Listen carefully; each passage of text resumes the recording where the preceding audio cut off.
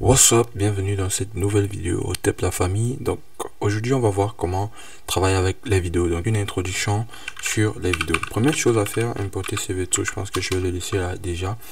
Et pour commencer avec les vidéos, ce qu'on fait généralement c'est cv2.video capture, ok.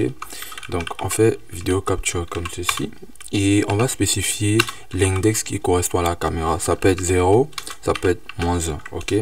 Donc on va commencer avec 0 et généralement si vous avez plusieurs caméras vous pouvez aller à 1 et essayer de voir, ok. Mais généralement je pense 0 c'est pour la caméra de base, -1 c'est je pense soit -1 soit 0. En tout cas on va tester tout à l'heure, on va tester, ok. Donc ici c'est capture, j'ai pas bien écrit, ok.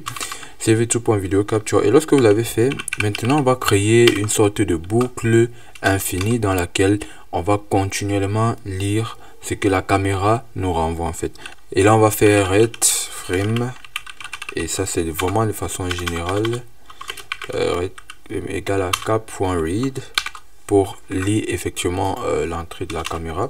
Et maintenant ce qu'on peut faire c'est cv2.imshow. Je pense que depuis la dernière fois vous avez vu quand même cette méthode déjà.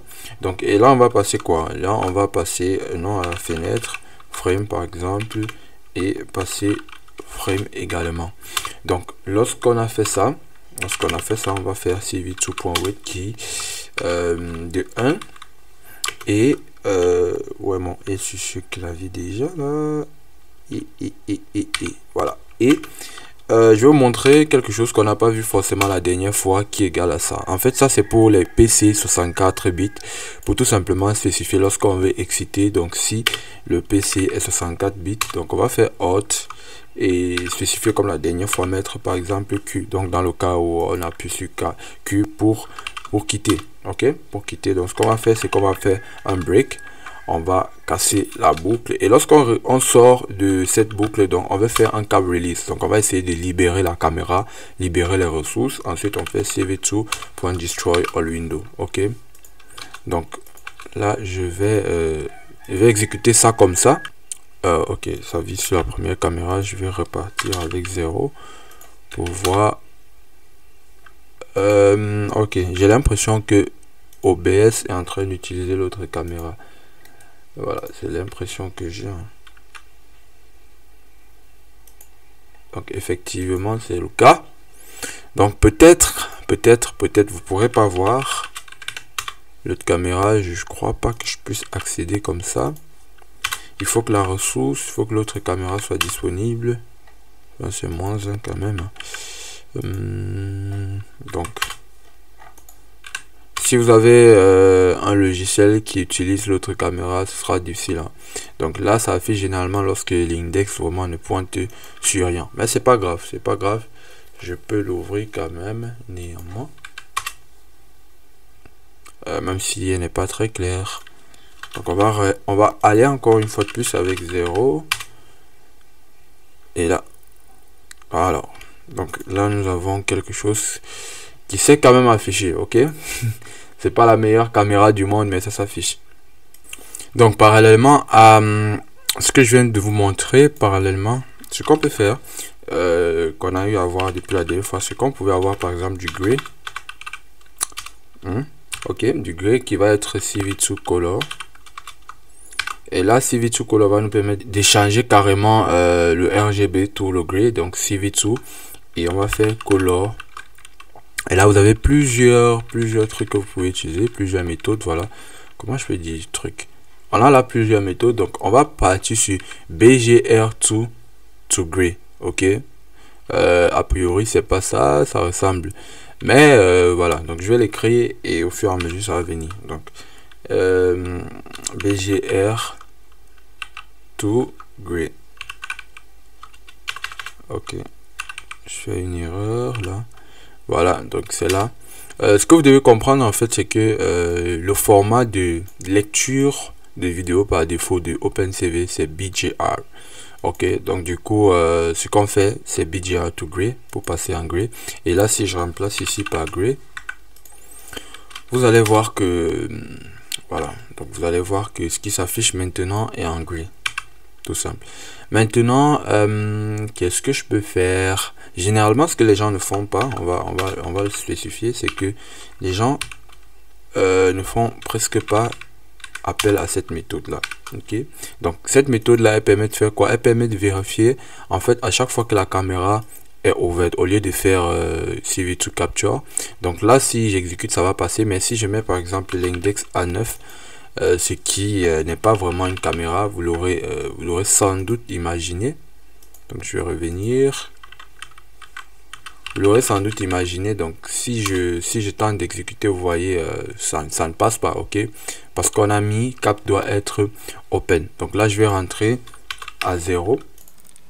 Par exemple, je vais faire print de cap point is opened, et normalement ça va nous la renvoyer un trou. Normalement, ok, c'est quoi le problème? Print. Oh, je crois. Qu'est-ce que j'ai avec ce clavier? Donc, ok. Donc voilà, ça nous renvoie trop. Maintenant, ce qu'on peut faire rapidement, c'est on va utiliser cap.get. Ok, là je vais vous montrer quelque chose de très rapide. Cap.get qui permet d'avoir des propriétés par rapport au frame que vous êtes en train de récupérer. Donc, et là, on a des méthodes comme cap propre. Ok, c'est cap propre. Voilà, frame. On vous demande pas de tous les retenir, mais de savoir que ça existe, parce que au moment venu, vous pouvez toujours aller chercher la documentation que d'ailleurs je vais vous montrer tout à l'heure. 8, voilà. Donc c'est par exemple pour récupérer les différents paramètres du stream à l'entrée qui peut être la taille. Vous pouvez voir 440, 640, 480, 640, voilà, 480, 640 qui s'affiche continuellement. Ok, et pour voir ça, je vais vous montrer. Pour voir ça, c'est assez facile. Donc pour voir ça, vous allez aller sur ce site, voilà, que je suis en train de parcourir tout à l'heure. C'est le site de OpenCV, et tapez juste Group Video Flags.io et vous allez voir plusieurs paramètres comme ça que vous pouvez essayer d'avoir pour get ces différentes propriétés là. Ça peut être intéressant. Donc là, vous avez donc cap frame width qui correspond à 3 et 4 si vous voulez utiliser un indice. Ok. Voilà, à présent, ce qu'on va faire, on va essayer de travailler avec des vidéos proprement dites. Donc, vous pouvez imaginer toutes sortes de théories, si vous voulez. Donc, ici, par exemple, ça peut ne pas être la caméra, ça peut être une vidéo, je sais pas, AVI, .mp4, etc. Donc, ça peut être une vidéo que vous décidez directement de lire. Ok, c'est pas forcément un input venant de la caméra, d'accord? Donc là, je vais mettre 0 parce que j'ai pas vraiment de vidéo. Et là maintenant, ce qu'on va faire, c'est on va essayer d'enregistrer une vidéo. On va essayer d'enregistrer la vidéo. Et pour enregistrer la vidéo, on utilise ce qu'on appelle des codecs. Et ces codecs, en fait, sont régis par une organisation qu'on appelle FOC. Attendez, je vais vous montrer ça. Donc voilà, vidéo FOC, voilà. En tout cas, les codecs que OpenCV utilise. Et vous avez là plusieurs codecs. C'est des standards en fait, parce que ce qu'on va utiliser c'est je pense c'est XVID. Donc il y a plusieurs en fonction de si vous voulez enregistrer un MP4. Je pense qu'il y a des gens qui connaissent déjà ça, X264 pour le MP4. Voilà, il y a plusieurs comme ça que vous pouvez utiliser. Donc n'hésitez pas vraiment d'aller regarder ce site si vous êtes intéressé. Donc lorsque on connaît ça, donc ce qu'on va faire, donc c'est on va donc initialiser quelque chose comme ça qu'on va appeler FOC, et ce qu'on va donc passer c'est cv2.videowriter. donc c'est pas difficile, hein, donc c'est vidéo writer, voilà, et on va définir donc notre codec. Donc il y a plusieurs possibilités, soit comme on va utiliser XVID, soit vous le mettez vraiment de cette façon, XVID, donc vraiment en plusieurs comment dire ça, soit vous le passez comme de cette façon là, voilà, soit la façon dont je préfère c'est de mettre directement XVID comme ceci. Ok, je pense que c'est mieux de le faire ainsi. Donc après ça, on va mettre out, donc on va spécifier en fait d'où le fichier va être sauvegardé. Donc on va faire vidéo writer toujours, et non, ici c'est vidéo writer, j'ai oublié, j'allais confondre fork. Ok, vous voyez, il y a bien une différence entre les deux. Donc ici c'est vidéo writer, et là je vais donc passer en paramètre le nom du fichier de sortie. Donc ça peut être output par exemple .avi, et vous allez voir que par rapport à Xvid que j'ai utilisé, qui est quand même un bon codec pour faire ressortir vos vidéos, je vous conseille de le faire sortir très souvent en AVI lorsque vous travaillez avec OpenCV. C'est plus fast et ça fonctionne bien. Donc là on va donc passer fork, et on va passer le nombre de frames, ok, de frames par seconde. Comme ça peut être 30 frames par seconde, mais si vous avez sur une Raspberry, etc., ça peut être intéressant de faire ça sur 20. C'est aussi bas et ça fonctionne bien. Donc là on va prendre les dimensions qu'on a eu tout à l'heure, 640 et 480 je pense. Voilà, donc on va passer les dimensions de notre vidéo, tout simplement comme ça. Et maintenant, ce que vous aurez constaté ici, c'est qu'on a un ret, mais vous vous demandez à quoi ça sert ce ret. En fait, ce ret, c'est une valeur booléenne qui spécifie si le frame est disponible ou pas. Donc à chaque fois qu'on est dans la lecture, ceci permet de savoir si le frame est disponible ou pas. Donc ce qu'on peut faire, c'est if ret donc égale à true. Ok, donc si c'est le frame est toujours disponible, ce qu'on va faire, c'est tout simplement ce qui est à l'intérieur d'ici. Donc on va pousser tout ceci à l'intérieur, on est bien d'accord. Donc, et si le frame n'est pas du tout disponible, qu'est-ce qu'on va faire? On va ressortir.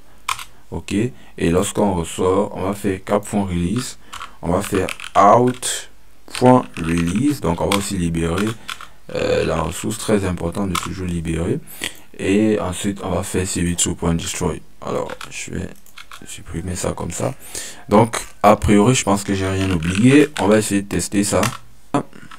1 2 3, et là je peux appuyer sur Q pour quitter, et là output.av qui pèse 5 kg. Je pense pas que la vidéo ait été enregistrée. Voilà, c'est ce que je disais, ça ne passe pas, donc forcément j'ai oublié quelque chose. Donc j'ai oublié out. Donc ce qu'on va faire après ça, normalement, pour que ça puisse s'effectuer, c'est d'utiliser out.write les amis et de passer le frame. Donc ce que j'ai pas fait, hein, j'ai oublié ça. Donc si vous oubliez, vous aurez la même sanction. Voilà, on passe frame parce que ce qu'on veut sauvegarder va toujours être au format BG ou gray, même si ce que j'affiche est en gray. Ok, donc là je revois la vidéo, ce qui est sûr doit peser un peu plus. Et là, on a une vidéo. Ok. Donc, les amis, voilà un peu généralement en ce qui concerne la vidéo, tout ce que vous pouvez faire avec les vidéos pour l'instant. Donc, vous pouvez faire des propriétés, vous pouvez lire des vidéos directement de la caméra ou d'un fichier, vous pouvez sauvegarder une vidéo, etc. au format, au nombre de frames que vous souhaitez. Je vous dis donc à la prochaine vidéo. N'hésitez pas à liker, commenter, partager. On se dit à la prochaine avec Léon Dev. Ciao.